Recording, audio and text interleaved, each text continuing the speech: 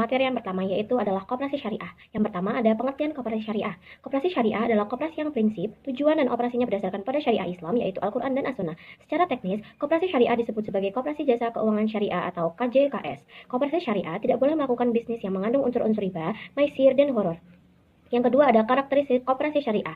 Yang pertama ada mengakui hak milik anggota terhadap modal usaha. Yang kedua tidak melakukan transaksi dengan menetapkan bunga atau riba. Yang ketiga berfungsinya institusi zakat. Yang keempat mengakui mekanisme pasar yang ada. Yang kelima mengakui motif pencari keuntungan. Yang keenam mengakui kebebasan berusaha. Yang ketujuh mengakui adanya hak bersama. Kemudian yang selanjutnya adalah landasan hukum koperasi syariah. Landasan hukum koperasi syariah tertuang pada Al-Quran dan hadis. Kemudian yang kedua berdasarkan peraturan pemerintah nomor 4 tahun 1994. Yang ketiga berdasarkan peraturan pemerintah nomor 17 tahun 1994. Yang keempat, berdasarkan peraturan pemerintah nomor 9 tahun 1995. Kemudian yang selanjutnya ada prinsip-prinsip koperasi syariah. Yang pertama yaitu menegakkan prinsip-prinsip ekonomi Islam, diantaranya yaitu kekayaan adalah amanah Allah yang tidak dapat dimiliki oleh siapapun secara mutlak. Kemudian manusia diberi kebebasan untuk beramalah selama mereka tidak melanggar aturan syariah. Kemudian manusia adalah wakil Allah dan pemakmur bumi. Selanjutnya menjunjung tinggi keadilan dan menentang setiap bentuk kebatilan dan penghentian penggunaan dana ekologis. Yang kedua adalah menjalankan operasinya berdasarkan prinsip-prinsip syariah, diantaranya yaitu anggota berpartisipasi secara sukarela dan terbuka. Selanjutnya, keputusan dibuat secara musyawarah dan dilaksanakan secara konsisten dan konsekuen. Selanjutnya, manajemen dilakukan secara transparan dan profesional. Selanjutnya, pembagian sisa hasil usaha dilakukan secara adil sesuai dengan jasa usaha masing-masing anggota. Selanjutnya, pembagian balas jasa modal dilakukan secara adil.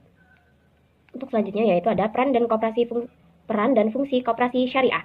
Ada sebagai manajer investasi, sebagai investor, sebagai fungsi sosial, dan untuk meningkatkan kesejahteraan masyarakat. Yang selanjutnya ada produk-produk koperasi syariah. Pada produk-produk koperasi syariah itu dibagi menjadi 3. Yang pertama ada penghimpunan dana. Dalam penghimpunan dana ada 3 produk yaitu simpanan pokok, simpanan wajib, dan simpanan sukarela. Yang kedua, penyaluran dana. Dalam penyaluran dana ada 3 akad yang digunakan yaitu akad jual beli, diantaranya ada murabaha, baiba, saman ajil, salam, dan istisna. Kemudian ada akad kerjasama, diantaranya ada musyarakah dan mudharabah. Kemudian ada akad sewa menyewa, ada ijaroh dan ijaroh mutahiyah bit tamlik atau IMBT. Kemudian ada akad jasa, ada kafalah, wakalah, hiwalah, dan qard. Kemudian yang ketiga yaitu distribusi keuntungan yang berdasarkan sistem bagi hasil. Pengertian koperasi konvensional. Koperasi konvensional adalah badan usaha yang beranggotakan orang-orang atau badan hukum yang bertujuan untuk meningkatkan kesejahteraan anggotanya dan masyarakat. Koperasi ini berlandaskan prinsip ekonomi kerakyatan, yaitu dari anggota, oleh anggota, dan untuk anggota. Karakteristik koperasi konvensional. Yang pertama, keanggotaan sukarela dan terbuka. Yang kedua, pengelolaan demokratis. Yang ketiga, partisipasi ekonomi anggota. Yang keempat, kemandirian. Dan yang terakhir, pembagian sisa hasil usaha atau SHU yang adil. Prinsip-prinsip koperasi konvensional. Nah, berdasarkan Undang-Undang Nomor 25 Tahun 1992 tentang Koperasian. Nah, prinsip-prinsip ini ada 7 jenis. Nah, yang pertama itu ada sifat keanggotaan yang sukarela dan terbuka untuk setiap warga negara. Kedua itu ada rapat anggota merupakan kekuasaan tertinggi sebagai pencerminan demokrasi dalam ekonomi. Nah, yang ketiga itu ada pembagian SHU diatur menurut jasa masing-masing anggota. Yang keempat itu adanya pembatasan bunga atas modal usaha yang dijalankan. Yang kelima itu ada mengembangkan kesejahteraan anggota, khususnya dan masyarakat pada umumnya. Nah, yang keenam,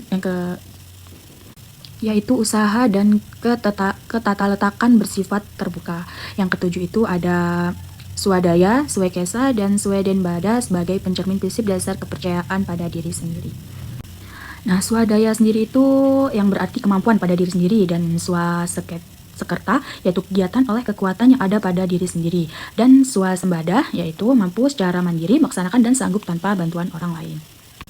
Nah, yang selanjutnya yaitu tujuan koperasi konvensional. Nah, ada 3 jenis. Nah, ini yang pertama itu meningkatkan kesejahteraan anggota melalui usaha bersama. Nah, koperasi ini merupakan meningkatkan tarif hidup anggotanya. Yang kedua itu menyediakan barang dan jasa, memenuhi kebutuhan anggota akan barang dan jasa dengan harga yang wajar. Nah, yang ketiga itu membangun perekonomian nasional, berperan serta dalam membangun tatanan perekonomian nasional yang demokratis dan keadilan. Nah, selanjutnya itu ada fungsi koperasi konvensional. Nah, koperasi konvensional ini ada 4 jenis.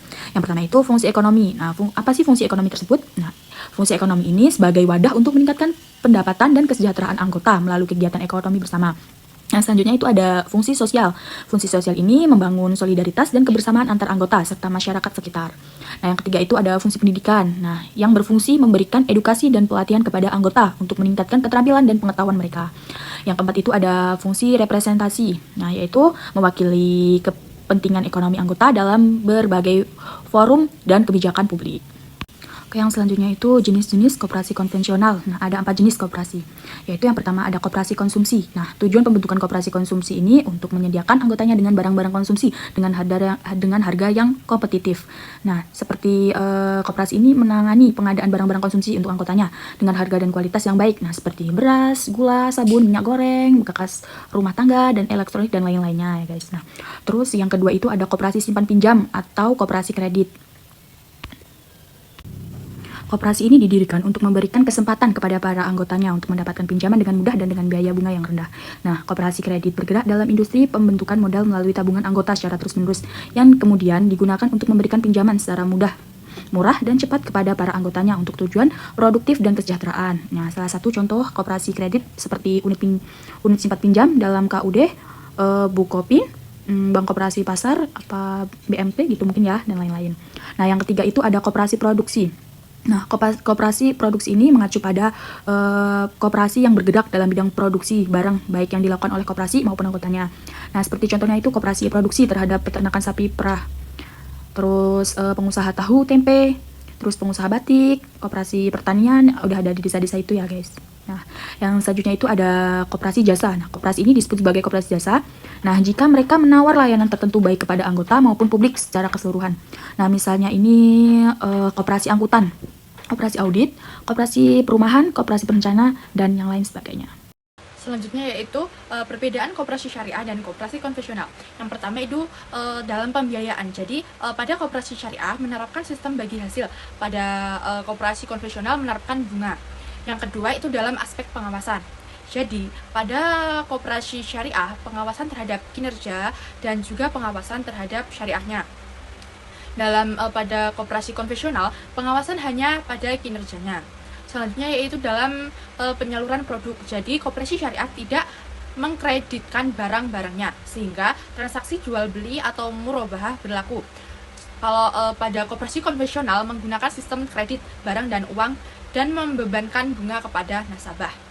Selanjutnya yaitu kelebihan koperasi syariah. Yang pertama, prinsip berbagi keuntungan. Yang kedua, pengelolaan berdasarkan prinsip syariah. Yang ketiga, inklusivitas dan keterbukaan. Yang keempat, pada pemberdayaan ekonomi. Ada yang kelima, etika bisnis yang islami. Yang keenam, diversifikasi usaha. Yang ketujuh, mengutamakan kesejahteraan bersama. Selanjutnya yaitu kekurangan koperasi syariah.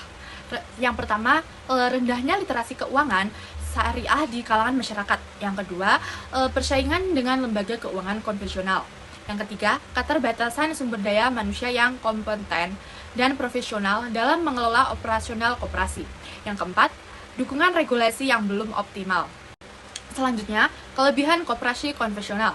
Yang pertama, ada anggota koperasi berperan sebagai produsen dan konsumen. Yang kedua, dasar sukarela dan terbuka. Yang ketiga, prinsip pengelolaan dalam koperasi bertujuan untuk menumpuk laba guna kepentingan anggota. Yang keempat, badan usaha sesuai dengan sikap bangsa Indonesia. Yang kelima, pelaksana demokrasi ekonomi pada masyarakat yang memiliki pendapatan atau penghasilan yang rendah. Yang keenam, jadi setiap anggota memiliki hak suara yang sama. Yang ketujuh, memiliki kemudahan dalam mendapatkan modal. Selanjutnya yaitu kekurangan koperasi konvensional. Yang pertama, ada rendahnya kesadaran berkoperasi pada anggota. Yang kedua, memiliki daya saing yang lemah. Yang ketiga, terbatasnya modal dan sulit untuk mendapatkan modal. Yang keempat, kurangnya kemampuan tenaga profesional dalam pengelolaan koperasi. Yang kelima, konflik kepentingan. Jadi, bisa kita tarik kesimpulan bahwa koperasi syariah adalah koperasi yang prinsip, tujuan, dan operasinya berdasarkan pada syariah Islam, yaitu Al-Quran dan As-Sunnah. Koperasi konvensional adalah badan usaha yang beranggotakan orang-orang atau badan hukum yang bertujuan untuk meningkatkan kesejahteraan anggotanya dan masyarakat.